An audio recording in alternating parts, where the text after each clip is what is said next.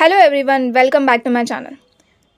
जैसे आप सभी को पता है कि बी फार्मेसी का कैप राउंड 2 जो अलॉटमेंट है वो डिक्लेयर हो चुका है। अभी सभी स्टूडेंट का रिपोर्टिंग टू द इंस्टीट्यूट भी स्टार्ट हो चुका है। तो आज हम इस वीडियो में उन्हीं डिटेल्स के बारे में इन डिटेल डिस्कस करने जा रहे हैं। तो आप ये वीडियो बिना स्किप करे देखना कि आपको अगर अलॉटमेंट हुआ है तो आपको क्या प्रोसीजर करनी चाहिए, अगर अलॉटमेंट नहीं हुआ है तो आपको क्या प्रोसीजर करनी चाहिए, और अगर आपको बेटरमेंट कॉलेज करने के बाद भी कोई और कॉलेज अलॉट नहीं हुआ है तो आपको क्या प्रोसीजर करनी चाहिए। तो ये जितने भी डाउट्स हैं वो सभी चीज़ों पे ऊपर आज हम इन डिटेल डिस्कशन करने वाले हैं। तो ये वीडियो को बिना स्किप करे एंड तक देखना। सबसे पहले अगर आपने आपका कैप अलॉटमेंट चेक नहीं किया है कैप राउंड 2 के लिए तो वो आप चेक कर लीजिए। उसकी लिंक आपको इम्पॉर्टेंट लिंक सेक्शन में मिल जाएगी। कैप राउंड 2 अलॉटमेंट चेक करने के लिए आपको आपका एप्लीकेशन आईडी लगेगा एंड आपकी बर्थ डेट। जब आप वो एक्चुअल डेटा एंटर कर देंगे और सबमिट पे क्लिक करेंगे तो आपको आपका कैप राउंड 2 अलॉटमेंट दिख जाएगा।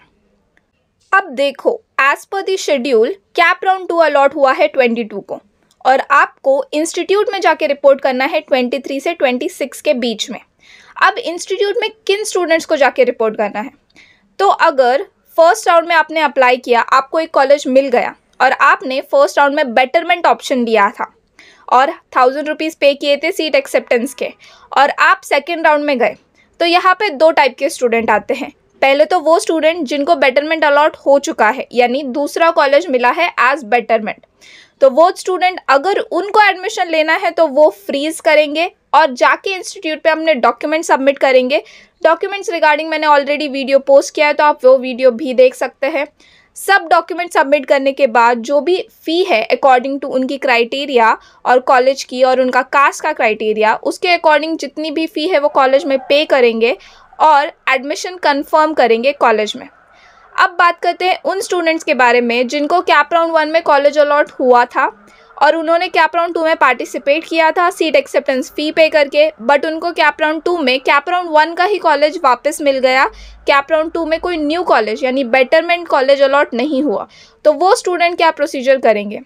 तो ये जो भी स्टूडेंट है जिन्होंने फर्स्ट कैप राउंड को एक कॉलेज मिला था, उसके बाद बेटरमेंट किया था, 1000 रुपीज़ पे करके सीट एक्सेप्टेंस की थी, तो अब उन्होंने सीट एक्सेप्टेंस की है, इसका मतलब उनकी जो सीट है कैप राउंड 1 की वो सेफ थी, इसीलिए उनको दोबारा वही सीट मिल गई है, क्योंकि उनके क्राइटेरिया और उनके कट ऑफ के हिसाब से जो कॉलेजेस उन्होंने डाले थे ऑप्शन फॉर्म में उसमें क्राइटेरिया फिट नहीं हुआ उनके परसेंटेज का एंड कट ऑफ का, इसलिए उनको कोई बेटरमेंट में कॉलेज अलॉट नहीं हुआ। बट आप लोगों के पास एक सीट ऑलरेडी है, तो अब आपको दोबारा 1000 रुपीज़ पे नहीं करने हैं। अगर आप वो स्टूडेंट है जिनको सेकेंड राउंड में कोई कॉलेज अलॉट नहीं हुआ, वापस से फर्स्ट राउंड का ही कॉलेज मिला है, तो आपको दोबारा बेटरमेंट के लिए पैसे पे नहीं करने हैं। यहाँ पे आपके पास भी दो ऑप्शन है, यानी आप फ्रीज कर सकते हैं या दोबारा कैप राउंड 3 में बेटरमेंट के लिए जा सकते हैं। अब वो स्टूडेंट जो फ्रीज कर रहे हैं वो डॉक्यूमेंट्स सबमिट करेंगे अपने इंस्टीट्यूट में 23 दिसंबर से 26 दिसंबर के बीच में, और जितनी भी प्रोसीजर है एडमिशन की कंप्लीट करेंगे। अब सेम स्टूडेंट, अगर आप वो स्टूडेंट क्राइटेरिया में आते हैं जिनको दोबारा बेटरमेंट के लिए जाना है यानी कैप राउंड 3 में पार्टिसिपेट करना है, तो आप क्या करेंगे, बेटरमेंट ऑप्शन सिलेक्ट करेंगे, और बेटरमेंट ऑप्शन सिलेक्ट करने के बाद आपको दोबारा 1000 रुपीज़ पे नहीं करने, सिर्फ वो जितनी भी प्रोसीजर है वो कंप्लीट करनी है, बेटरमेंट ऑप्शन सिलेक्ट करना है और दोबारा कैप राउंड 3 में पार्टिसिपेट करना है सेम वे में जैसे आपने कैप राउंड 2 में पार्टिसिपेट किया था। यानी दोबारा आपको ऑप्शन फॉर्म फिल करना है, दोबारा आपको जितनी भी प्रोसीजर है कन्फर्मेशन की वो सब करना है ऑप्शन फॉर्म को लेके एंड सबमिट करना है ऑप्शन फॉर्म। उसके बाद कैप राउंड 3 के अलॉटमेंट का वेट करना है। Also note that cap round 3 के बाद यहाँ पे और फर्दर कैप राउंड का शेड्यूल नहीं आया है अब तक टिल डेट। अगर ऐसा कोई शेड्यूल आता है तो I will inform you. In case अगर आपको कैप राउंड 3 में कोई भी कॉलेज अलॉट नहीं हुआ तो आप कैप राउंड 2 का या कैप राउंड 1 का जो भी कॉलेज आपको अलॉट हुआ है वो ले सकते हैं वहाँ एडमिशन। अगर आपको कैप राउंड 3 में कोई कॉलेज नहीं मिला और कैप राउंड 2 या 1 में कोई कॉलेज मिला हुआ है तो ही। अगर आप वो स्टूडेंट है जिनको कैप राउंड 1 में भी कोई कॉलेज नहीं मिला, 2 में भी कोई कॉलेज नहीं मिला, तो आप वो स्टूडेंट क्या करें? तो देखो, भले ही 1 या 2 में आपको कोई कॉलेज नहीं मिला है, बट फिर भी आपके पास चांस है अभी कि आप कैप राउंड 3 में पार्टिसिपेट कर सकते हैं। यानी आपको कोई प्रोसीजर नहीं करनी, फ्रीज नहीं करना है, बेटरमेंट नहीं करना है, ना ही आपको इंस्टीट्यूट में जाके रिपोर्ट करना है। उसके जगह पे सिर्फ आपको डेट्स का वेट करना है कैप राउंड 3 के ऑप्शन फॉर्म फिलिंग का। यानी आपको कॉलेज की लिस्ट बनानी है अच्छे से, आपके परसेंटेज के हिसाब से कट ऑफ देख के कैप राउंड 2 का, और अच्छी लिस्ट बना के आपको वो ऑप्शन फॉर्म फिलिंग के टाइम पे वो लिस्ट डालनी है कॉलेज की, और आपका ऑप्शन फॉर्म कंफर्म करना है, और कंफर्म करने के बाद ही आप एलिजिबल हो जाएंगे कैप राउंड 3 में पार्टिसिपेट करने के लिए। तो ये उन स्टूडेंट्स के लिए जिनको कुछ भी कॉलेज अलॉट नहीं हुआ है अभी तक। तो इस तरह से अब हमने देखा वो स्टूडेंट के बारे में जिनको कैप राउंड 2 में कॉलेज मिला है, यानी फर्स्ट में कॉलेज नहीं मिला था, 2 में मिला है। 2 में मिला है तो वो क्या कर सकते हैं? बेटरमेंट कर सकते हैं, फ्रीज कर सकते हैं। अब यहाँ पे कैप राउंड 2 में जिन भी स्टूडेंट को कॉलेज मिला है उनके लिए कंपलसरी है कि उनको 1000 रुपीज़ फ़ी सीट एक्सेप्टेंस की पे करनी होंगी, क्योंकि उन्हें कैप राउंड 1 में कोई कॉलेज नहीं मिला था, तो 2 में मिला है तो फ़ी पे करनी होगी सीट एक्सेप्टेंस के लिए। और फर्दर राउंड में अगर उन्हें पार्टिसिपेट करना है तो वो कर सकते हैं, और इफ़ नहीं करना है तो वो फ्रीज करके उसी कॉलेज में एडमिशन भी ले सकते हैं। इसके बाद अब हम उन स्टूडेंट्स की बात करते हैं जिनको कैप राउंड 1 में कॉलेज मिला था, उन्होंने बेटरमेंट किया, बट कैप राउंड 2 में उन्हें कोई भी कॉलेज अलॉट नहीं हुआ, सेम कैप राउंड 1 का कॉलेज ही अलॉट हुआ है। तो अब वो स्टूडेंट भी कैप राउंड 3 में पार्टिसिपेट कर सकते हैं। उन स्टूडेंट को कोई फ़ी पे नहीं करनी, क्योंकि उन्होंने ऑलरेडी कैप राउंड 1 के प्रोसीजर के टाइम पे 1000 रुपीज़ सीट एक्सेप्टेंस फ़ी पे कर दी थी, इसीलिए वो डायरेक्टली कैप राउंड 3 में पार्टिसिपेट कर सकते हैं अगर उन्हें एडमिशन नहीं लेना है फ्रीज करके, बेटरमेंट के लिए जाना है अगेन तो ही। और अगर उन्हें फ्रीज करना है तो वो फ्रीज ऑप्शन भी सिलेक्ट करके एडमिशन ले सकते हैं। तो इस तरह से ये 3 टाइप के स्टूडेंट का जो कैटेगरी है उनका बारे में मैंने डिटेल में एक्सप्लेन कर दिया। अब बात करते हैं उन स्टूडेंट्स के बारे में जो कास्ट में आते हैं बट उन्हें ओपन की सीट अलॉट कर दी है, तो क्या उन्हें स्कॉलरशिप मिलेगी? तो अगर आपके पास कास्ट के पूरे डॉक्यूमेंट्स हैं, यानी जितना भी रिक्वायरमेंट है, आप पूरे एलिजिबिलिटी क्राइटेरिया, जो भी कास्ट की स्कॉलरशिप का एलिजिबिलिटी क्राइटेरिया है उसमें फुलफिल बैठते हो, प्लस आपका कैप राउंड थ्रू ही एडमिशन हुआ है, डोनेशन थ्रू नहीं हुआ है एडमिशन, इसका मतलब आप एलिजिबल है कास्ट की स्कॉलरशिप के लिए। जिस भी कास्ट क्राइटेरिया में आप फिट होते हो उस कास्ट की स्कॉलरशिप के लिए आप एलिजिबल है, भले ही आपको ओपन की सीट अलॉट की गई हो। तो इसका मतलब जब भी आप सारे डॉक्यूमेंट्स, जितने भी डॉक्यूमेंट्स का एलिजिबिलिटी क्राइटेरिया है कास्ट की स्कॉलरशिप के लिए, वो सारे डॉक्यूमेंट्स विथ प्रूफ सबमिट कर पाते हो तो आपको कास्ट की स्कॉलरशिप ज़रूर मिलेगी। तो स्कॉलरशिप रिगार्डिंग डाउट मत रखना, आपको स्कॉलरशिप मिलेंगी भले ही आपको ओपन की सीट अलॉट कर दी गई है। अब ओपन की सीट आपको इसलिए मिली है क्योंकि आपका परसेंटेज ओपन के क्राइटेरिया में भी फिट होता था, इसीलिए आपको ओपन की सीट अलॉट कर दी है। बट स्कॉलरशिप में अगर आपके पास पूरे डॉक्यूमेंट्स है और आप एलिजिबल हो, उस क्राइटेरिया में फिट बैठते हो कास्ट की स्कॉलरशिप के, तो आपको ज़रूर से कास्ट की स्कॉलरशिप अलॉट कर दी जा सकती है। अब बात करते हैं उन स्टूडेंट के बारे में जिनको फ़ी रिगार्डिंग प्रॉब्लम है। तो अभी आपको जो कॉलेज अलॉट हुआ है, सपोज़ अगर उसकी फ़ीस ज़्यादा है, यानी आपको उस कॉलेजेस की फ़ी अफोर्डेबल नहीं है, तो आप ज़रूर से कैप राउंड 3 में पार्टिसिपेट कर सकते हैं। ऑल्सो आप उस कॉलेज में इंक्वायरी कर सकते हैं फ़ी रिगार्डिंग, और जिस भी कॉलेज के नाम आप डाल रहे हो अपने ऑप्शन फॉर्म में, वहाँ पे भी आपको इंक्वायरी करनी चाहिए रिगार्डिंग द फीस, कि फ़ीस कितनी है वहाँ पे और आपको कितनी पे करनी होंगी, सब अकॉर्डिंगली आपको इंक्वायरी कर लेनी चाहिए। अब देखो, रिपोर्टिंग टू द इंस्टीट्यूट बहुत इंपॉर्टेंट है उन स्टूडेंट्स के लिए जो फ्रीज़ कर रहे हैं।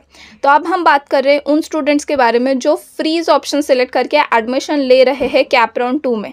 आपको इंस्टीट्यूट को रिपोर्ट करना है 23 दिसंबर से 26 दिसंबर के बीच में, और ये कंपलसरी है। अगर आप फ्रीज़ कर रहे हैं तो आपको इंस्टीट्यूट में जाके कंपलसरी वे में रिपोर्ट करना ही है।